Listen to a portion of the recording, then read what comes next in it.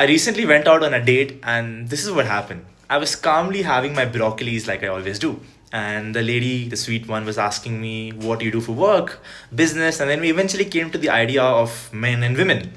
And she asked me, we were talking about my previous company. So she asked me, did you have any women in your previous company? I said, no. The current one? No. She's like, why don't you hire women? I was like, they have periods. Now I was having my broccoli. Keep that in mind. I was having my broccoli. I was like, they have periods.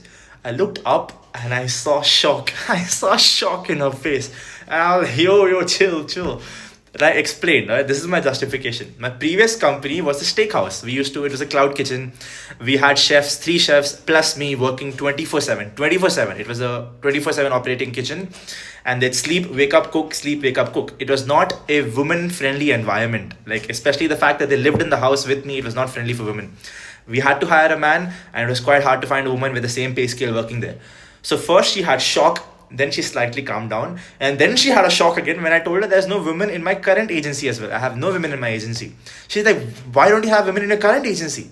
And this is where the sad reality of the world comes in. I started explaining her that the world is not designed for women. Men design the world for themselves. Women have always lived in an unfair place. The world is designed for men by men. Men have always had the unfair advantage. Seatbelts are not designed for men. Seatbelts are not designed for women. Gyms were not designed for women.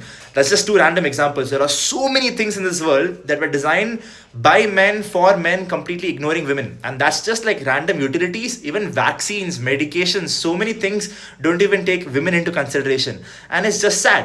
Now, in my agency, it's very hard to find women who are as competent as a man. If I do find someone who's as competent as a man, they've probably worked 10x harder to get to that same level, which means these same women expect 10x a salary as well. Now, it's hard for a startup founder like me to hire a competent woman who's as good as my competent team and pay them as much as them because they deserve more. That's why I don't have women in my agency. And I was explaining this to her in detail, and then she calmed down again. And then it instantly hit me I should go home and make a video, and here we are. Cheers.